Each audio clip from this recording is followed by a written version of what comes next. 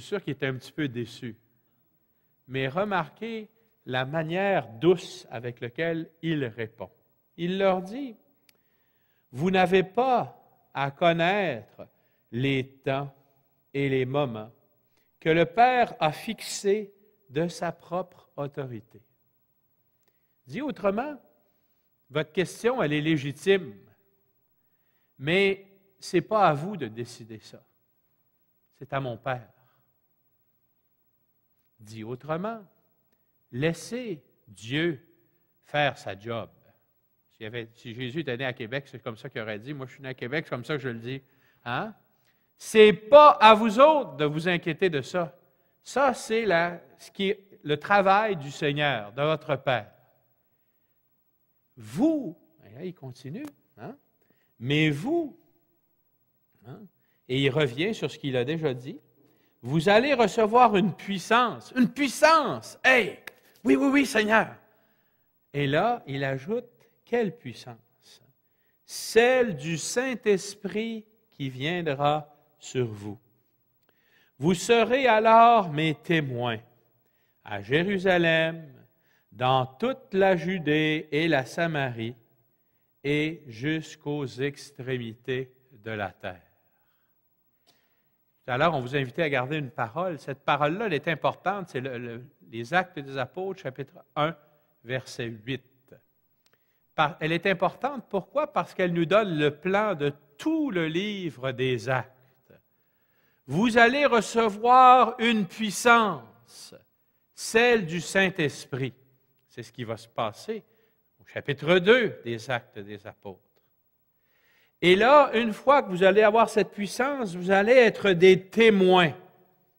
Vous allez témoigner de moi, témoigner du ressuscité. Ici, à Jérusalem, dans la Judée, bien ça, c'est pas trop pire, là, ça va jusqu'à Orléans quand on est rendu à Ottawa. Orléans, peut-être Canada. Hein? C'est dans la région de Jérusalem. La Samarie, hop, là, il faut aller du côté du Québec, c'est un petit peu plus difficile. Nos cousins, hein?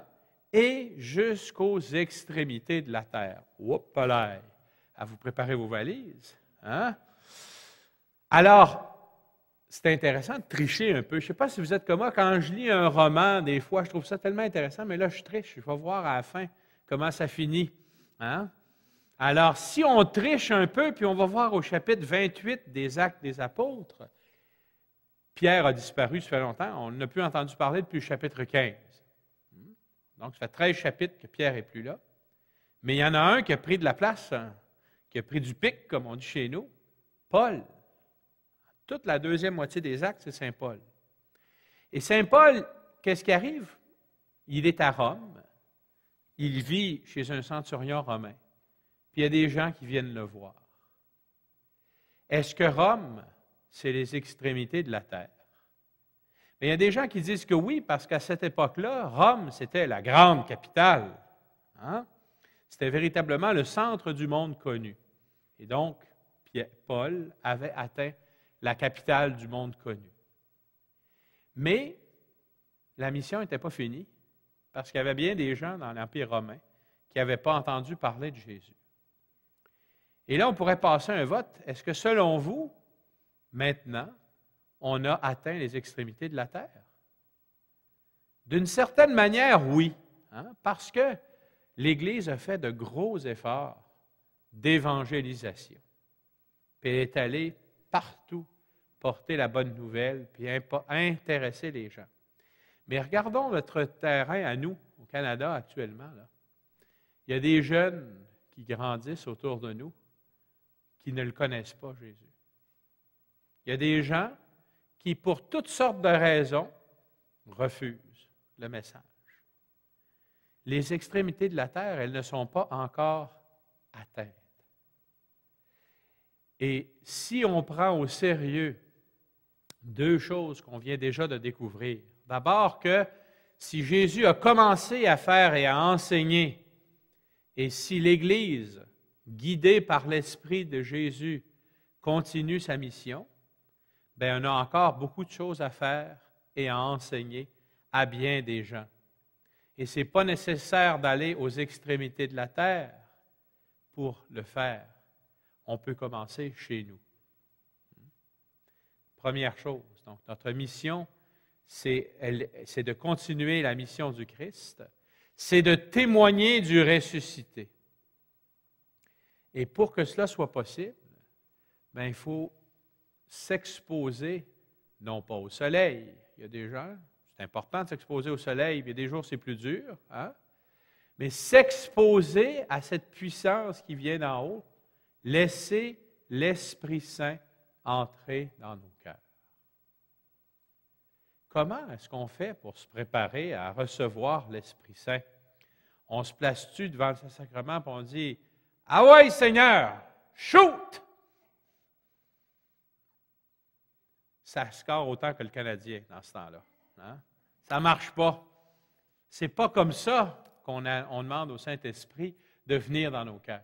Lisons le reste de l'histoire. Qu'est-ce que les gars ont fait? Hein?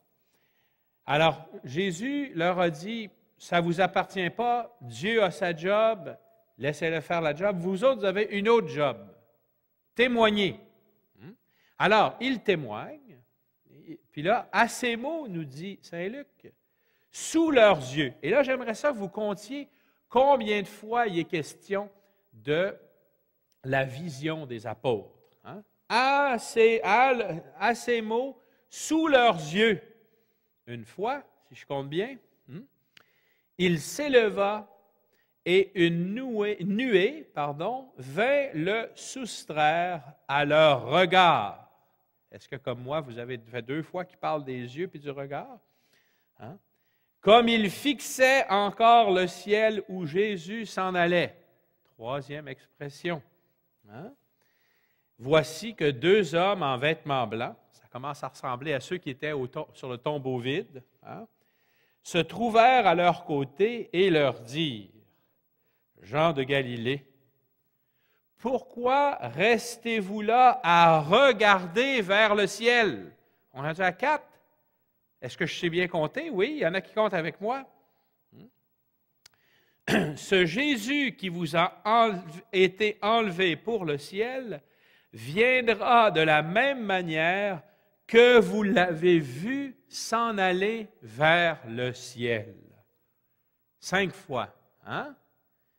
Je ne sais pas si vous êtes comme moi, là, mais je trouve qu'on commence à insister beaucoup, surtout que moi j'ai toujours besoin de mes lunettes pour lire le texte, je trouve qu'on insiste beaucoup sur le regard des apôtres.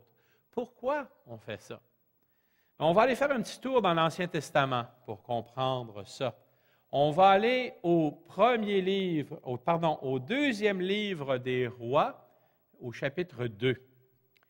Qu'est-ce qui se passe? On est à la fin de ce qu'on appelle le cycle d'Élie. Élie, c'est un prophète méchant. On pourrait passer une autre soirée sur Élie, mais une des dernières choses que Élie a fait, c'est d'appeler Élisée.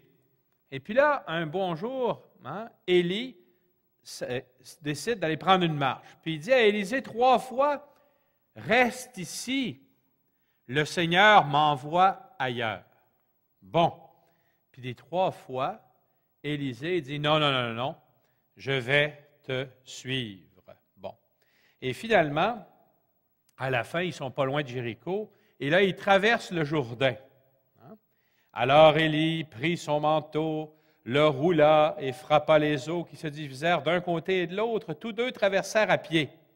Dès qu'ils eurent passé, Élie dit à Élisée, « Demande, que puis-je faire pour toi avant d'être enlevé d'auprès de toi? » Et Élisée répondit, « Que me revienne une double part de ton esprit. » Élie reprit, « Tu demandes une chose difficile. Voici la condition. Si tu me vois pendant que je suis enlevé auprès de toi, cela t'arrivera. Sinon, cela ne t'arrivera pas. Si tu me vois. Hein? Et donc, qu'est-ce qui s'est passé? C'est qu'Élie a été enlevé au ciel et Élisée l'a regardé. Puis quand il ne voyait plus rien, bien là, il s'est enlevé ses lunettes. Il n'a pas enlevé ses lunettes, il a pris le manteau d'Élie, il a retraversé le Jourdain et il a continué la mission d'Élie. Voyez ce que Saint Luc est en train de nous raconter. Il ne fait pas juste nous raconter quelque chose qui s'est passé, il nous donne un sens à partir de l'Ancien Testament. Comme Élisée a été capable de continuer la mission d'Élie parce qu'il a reçu une double part de son esprit, il l'a regardé et ça a marché. Nous autres aussi, on est, plutôt les apôtres, ont été appelés à continuer la mission de Jésus et ils l'ont gardé les yeux fixés sur lui et c'était la condition par laquelle ils ont reçu l'Esprit Saint. Alors, qu'est-ce que nous, on a à faire pour pouvoir être disponible à l'Esprit? Est-ce que ce n'est pas de garder les yeux fixés sur le Christ? Bien sûr, les yeux de notre esprit, les yeux de notre cœur, les yeux dont on se sert quand nous sommes en prière. Et ce qu'on va faire avec ce qu'on regarde, c'est ce que le Seigneur va nous dire lors de notre prochaine rencontre. Ma grâce te suffit, je mets ma puissance dans ta faiblesse. Dans cette nouvelle série, l'abbé François Kibwenge explique la signification du mot grâce. Nous avons souvent tendance à regarder notre faiblesse, mais Dieu nous regarde différemment. Si nous sommes sous la bénédiction de Dieu, il nous est impossible d'être sous l'emprise de la malédiction. Ne tardez pas à vous procurer ces 3 DVD en faisant parvenir votre chèque à l'adresse indiquée à l'écran. Une consolation éternelle et une bonne espérance. Dans cette nouvelle série, l'abbé Daniel Berniquet, vicaire épiscopal, encourage à choisir et à semer largement dans l'espérance, ce qui demande un surcroît de foi. Ce n'est pas refuser de faire face aux problèmes, mais c'est choisir de faire confiance. Ne tardez pas à vous procurer ces 3 DVD en faisant parvenir votre chèque à l'adresse indiquée à l'écran. Ils étaient dehors. Il aurait voulu que lui sorte. Jésus leur dit, pourquoi vous restez dehors? Venez en dedans. Devenez des membres de ma famille spirituelle. C'est ça le sens, me semble-t-il, de ce texte-là. Vous avez le droit de ne pas être d'accord avec moi, c'est l'interprétation que je vous propose. Alors, le texte ne nous dit pas si Marie, qu'est-ce qu'elle a fait ce jour-là. Mais voyez, après la mort et la résurrection de Jésus, on retrouve non seulement une unanimité entre les apôtres, qui ne l'était pas beaucoup avant Pâques, mais on retrouve aussi une unanimité entre les 2 familles. À ma droite, les disciples, les apôtres, à ma gauche, la famille naturelle. Ils n'étaient pas capables de se sentir avant Pâques. Là, ils sont ensemble.